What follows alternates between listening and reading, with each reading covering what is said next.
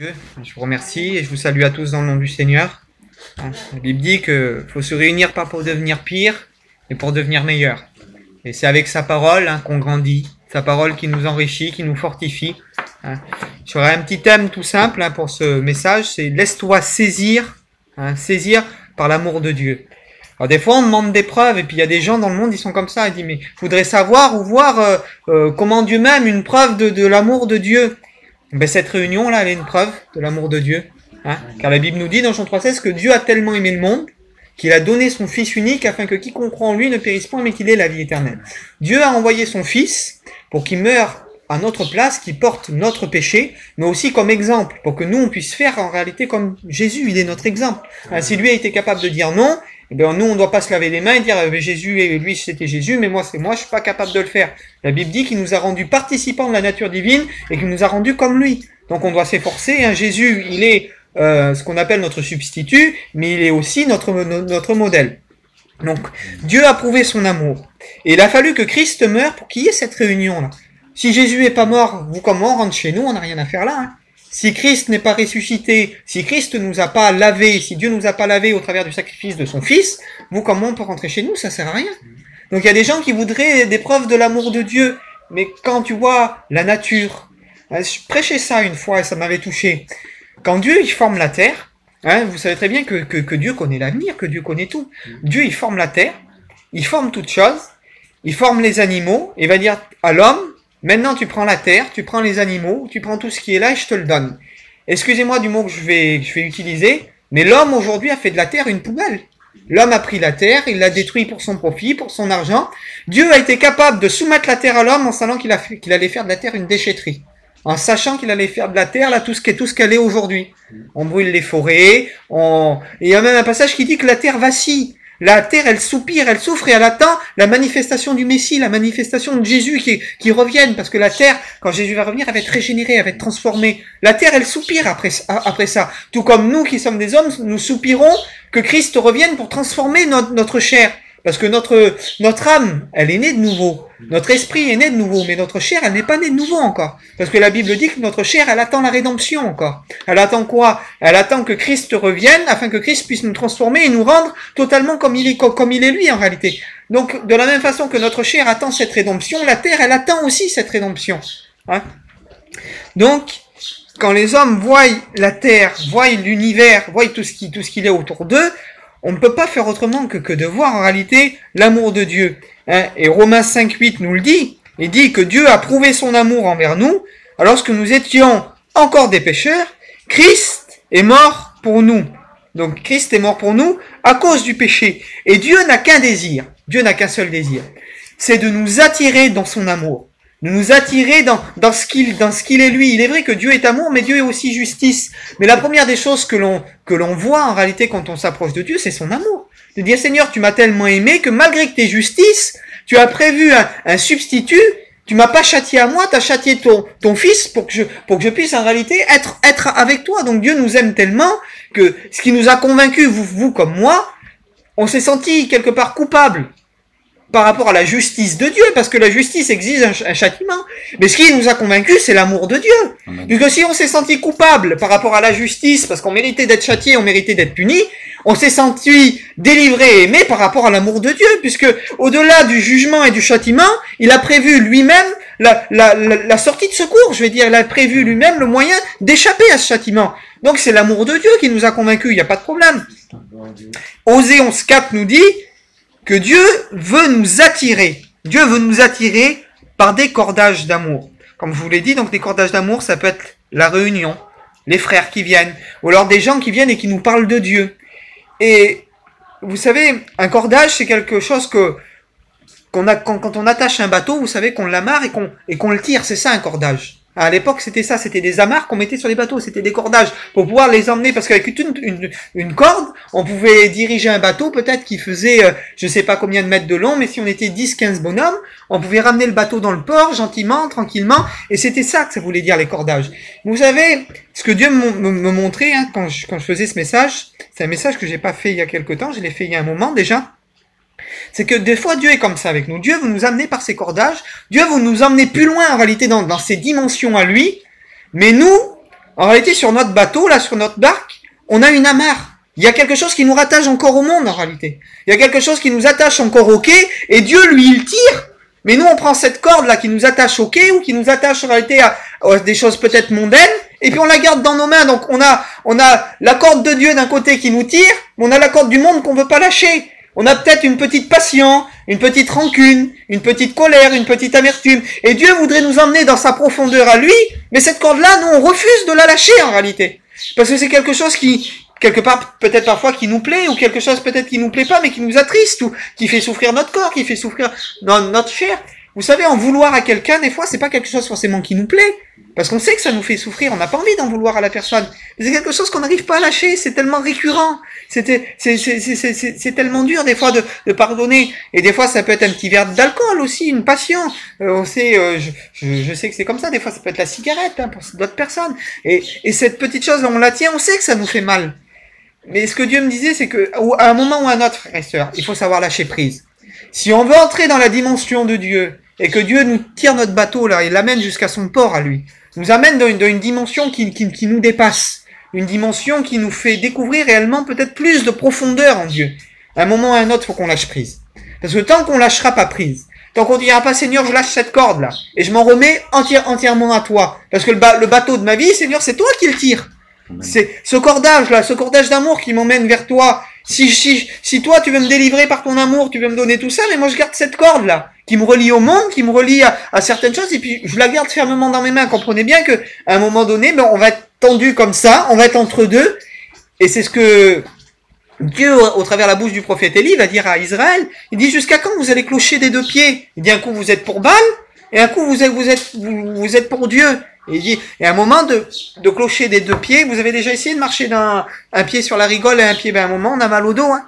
Et bien avec Dieu c'est ça, c'est-à-dire que on peut arriver pendant un moment être un peu entre deux, essayer même si le combat est dur, mais à un moment ou à un autre, spirituellement on va être fatigué. Spirituellement ça va être difficile. Et il faut qu'il y ait un moment ou un autre, il faut qu'il y ait ce lâcher prise là. Il faut que cette corde, cette chose qui nous retient encore dans certaines choses, la Bible dit que vos progrès soient évidents.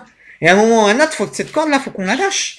Ça, j'ai mis plein de noms, hein, derrière. On va voir plein d'exemples ensemble. C'est un message très simple. Pour ceux qui écoutent, hein, des fois, je suis plutôt habitué parfois à faire de l'enseignement, mais des fois, on a besoin de choses pratiques aussi. On a besoin de vécu. On a besoin de mettre les pieds dans le plat et de dire, aujourd'hui, dans notre vie, des fois, c'est comme ça, on a besoin de lâcher prise pour avancer, parce qu'il y a des situations qui s'enrayent. Ça peut pas continuer comme ça. On dit ce proverbe-là, il dit, il patine dans la semoule, je crois, on dit, ou il patine dans la choucroute. Ça dépend, voilà, ça dépend des régions. Si on est au Maghreb, ça va être il patine dans le couscous. Et si on est d'Alsace, là-bas ou en Allemagne, ça va être dans la choucroute. Alors à Bordeaux, on va dire on patine dans les cannelés, comme ça, comme ça on reste bordelais, on reste chauvin. Ouais, c'est ça. Alors, je vais pas lire, mais vous connaissez cette histoire. Marc 10-17. Un jeune homme vient au pied de Jésus, il se prosterne, il lui dit, bon maître, que faut-il que je fasse pour la vie éternelle? Jésus dit, tu observes la loi. Ce jeune homme, il dit, j'ai observé toutes ces choses dès ma jeunesse. Alors Jésus le traite pas de menteur. Ça veut dire quoi? Ça veut dire que ce jeune homme, il a vraiment observé toutes ces choses dès sa jeunesse. C'est pas un menteur. Il observe la loi sur le bout des doigts. Jésus le regarde. Il dit, te manque une chose encore. Vends ce que tu possèdes et tu auras un trésor dans le ciel. Ce jeune homme-là, il avait oublié le principal. Quel est le premier commandement, le plus grand? Tu aimeras le Seigneur ton Dieu de tout ton cœur, de toute ton force, de toute ta pensée, et ces commandements seront dans ton cœur. Ce jeune homme-là, il aimait Dieu l'argent plus que son Dieu. C'est-à-dire qu'il avait toute la loi, mais il avait oublié que Dieu, l'amour qu'il devait porter à Dieu, devait passer avant l'amour pour ses richesses. Et on peut faire ce qu'on veut.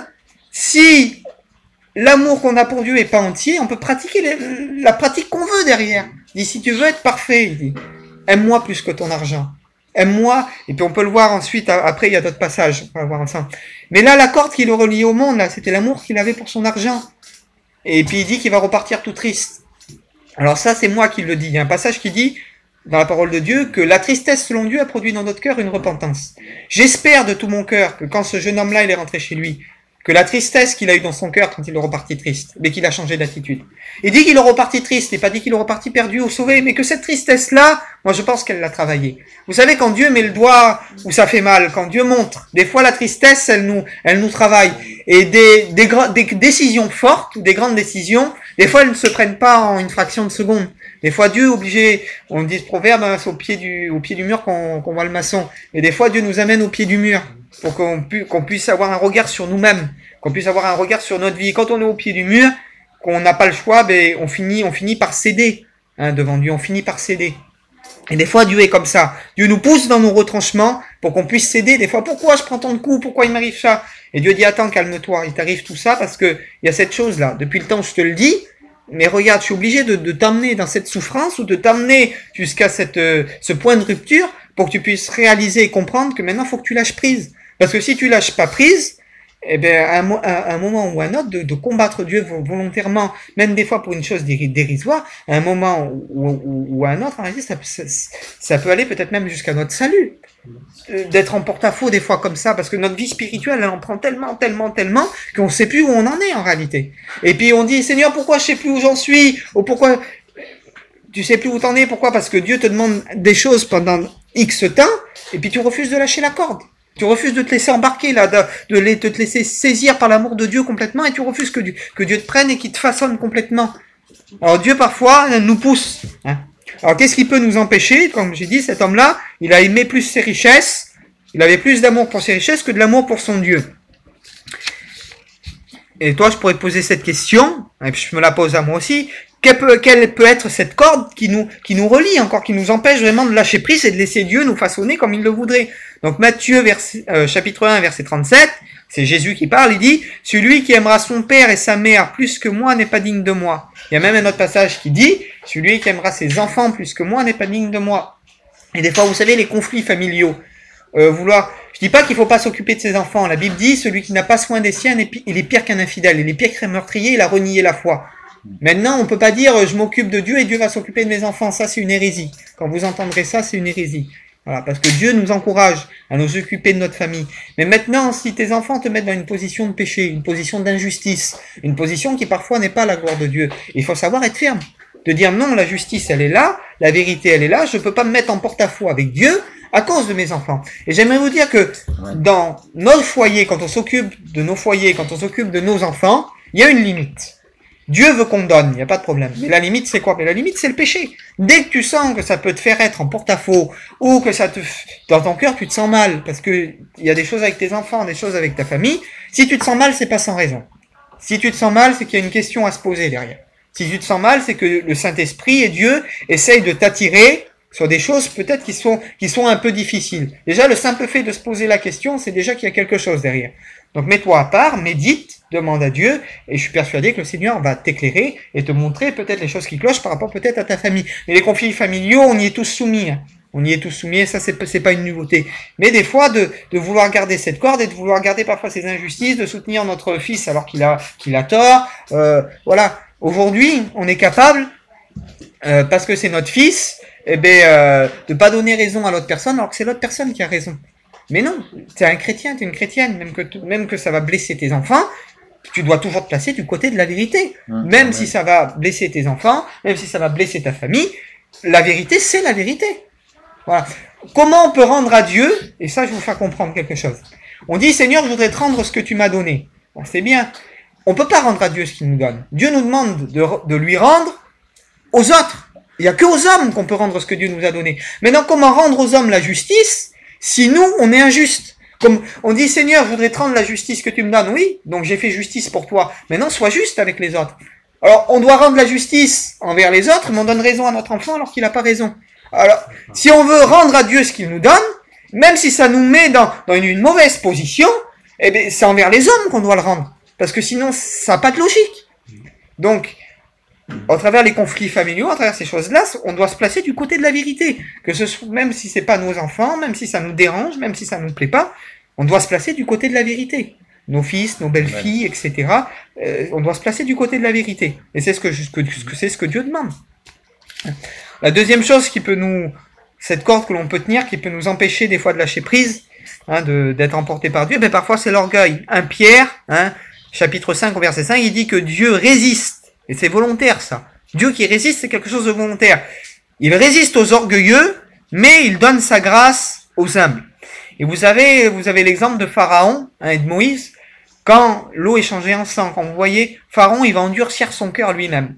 1 fois, 2 fois, 3 fois, 4 fois. Jusqu'à atteindre un point de non-retour où c'est Dieu lui-même qui endurcit le cœur de Pharaon. Et moi, je suis persuadé, parce que c'est la Bible qui me le montre, que pour chaque homme et pour chaque femme, il existe un point de non-retour. Il y a des gens qui vont vous dire, on peut toujours revenir à Dieu.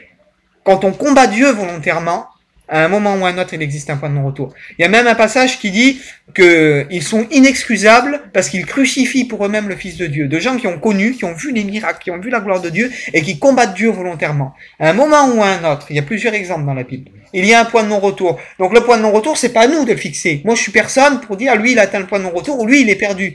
Mais Dieu connaît. Dieu connaît que telle personne, en réalité, elle a tellement été loin que pour lui, il a atteint le point de non-retour. Il n'aura même pas le désir de revenir ou le désir de parler à Dieu. Parce qu'il a atteint son point de non-retour à cause de son orgueil, à cause, passage il le dit, dans le Nouveau Testament, que Dieu les a livrés à leur sens réprouvé, commettant péché sur péché. Ils sont tombés tellement bas dans leur décadence, tellement bas dans leur péché, que Dieu les appelle même plus, en fait. C'est pas qu'ils peuvent pas revenir. C'est que Dieu les laisse, il dit, moi je peux plus, je vous ai tellement appelé, je vous ai tellement sollicité, je vous ai tellement montré que je vous aimais. Maintenant, si vous, comme je vous ai dit tout à l'heure, ce que le prophète va dire, il dit, si vous voulez servir Baal, ben servez Baal maintenant. Dieu a fait son miracle, lui. Si vous voulez aller vers l'éternel, allez maintenant, si vous voulez servir Baal, ben servez Baal. Et c'est ce que Dieu fait arriver à un moment. À un moment, Dieu sollicite les hommes, comme il l'a fait pour Pharaon, il lui montre les miracles. Mais à un moment, il a tellement endurci son cœur qu'il y a un point de non-retour. Et après, c'est Dieu lui-même qui endurcit son cœur. C'est-à-dire, Dieu le laisse dans son endurcissement. Donc, l'orgueil peut nous empêcher. Pourquoi? Il y a un passage qui dit que si vous ne vous repentez pas, c'est dans Isaïe, je crois, il dit « Je pleurerai jour et nuit à cause de votre orgueil ». On voit pas Dieu pleurer sur le péché, mais on voit dans la Bible Dieu pleurer sur l'orgueil. Pourquoi? Parce que pour le péché, il y a un remède. Pour le péché, Dieu a envoyé son Fils. Pour le péché, il y a la repentance. Pour le péché, il y a un remède. Pour le péché, Dieu a déjà prévu. Et maintenant, pour l'orgueil, si c'est pas l'homme qui l'abandonne, l'homme lui-même qui la délaisse, Dieu peut rien faire, lui.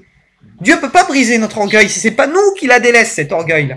Si c'est pas nous qu'on l'abandonne, Dieu, lui, peut rien faire pour ça. C'est pour ça que Dieu pleure sur notre orgueil. Parce que Dieu peut pas changer l'orgueil de l'homme. Et Dieu résiste même aux personnes qui sont orgueilleuses. Un orgueilleux, on peut rien lui apprendre.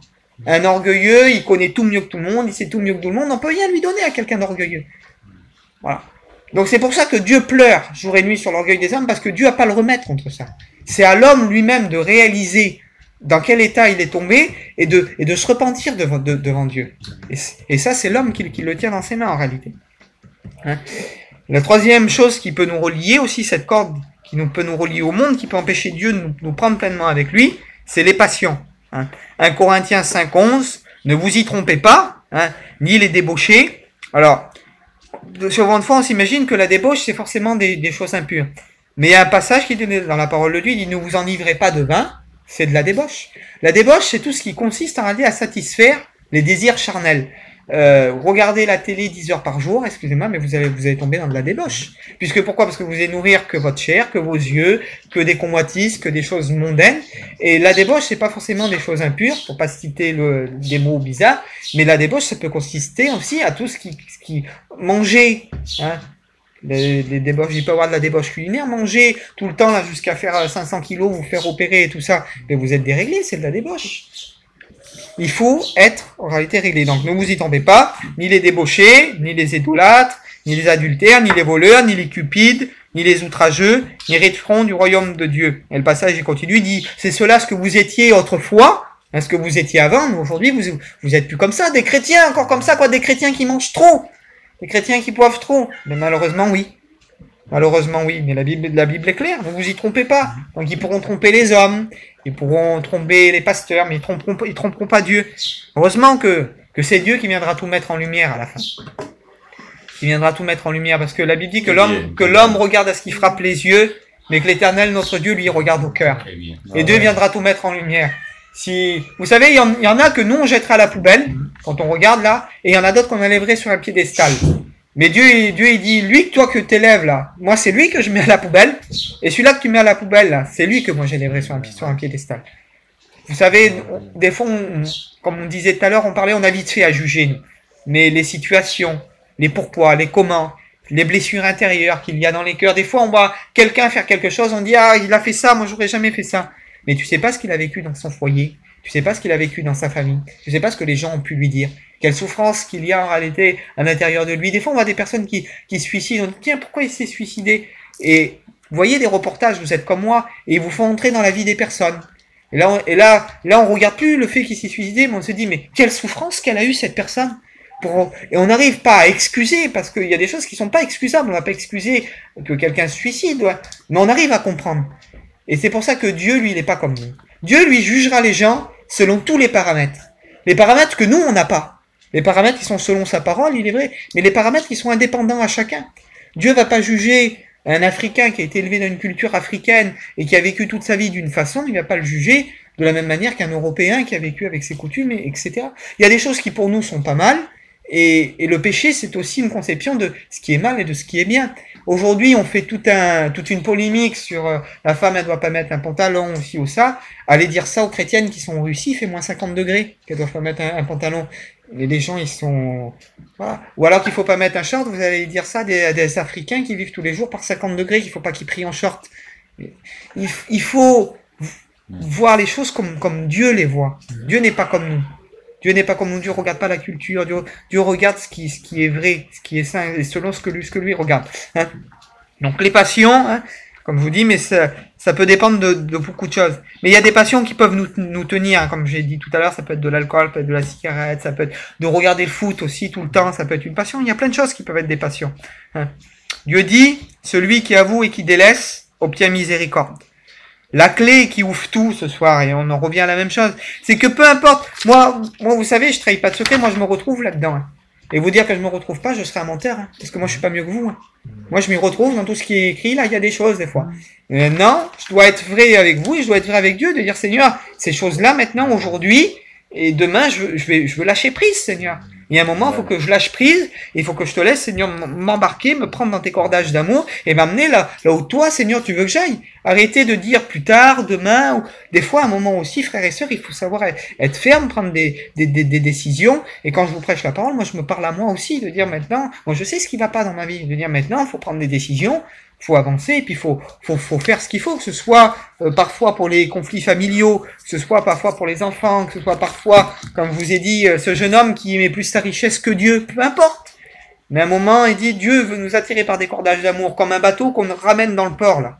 Mais est-ce qu'on n'a pas une amarre ou deux qui empêche Dieu Dieu il tire, et puis la corde elle est tendue, et Dieu peut pas dire, Dieu il dit, je voudrais t'emmener dans des profondeurs, je voudrais t'emmener plus loin. Mais lâche, là, cette corde qui tient, cette chose. Tu sais ce qui va pas, tu sais ce qui m'empêche pleinement d'agir et de manifester toute ma gloire comme je voudrais la manifester. Alors, ce soir, moi je me mets, moi-même, en face à cette réalité. Et chacun d'entre vous, vous mettez face à cette réalité. Et vous savez dans votre cœur ce qui va pas. Et vous n'avez pas besoin de l'avouer aux hommes, de me l'avouer. Mais ce soir, c'est vous et Dieu. Amen. Et ce soir, on va prier ensemble.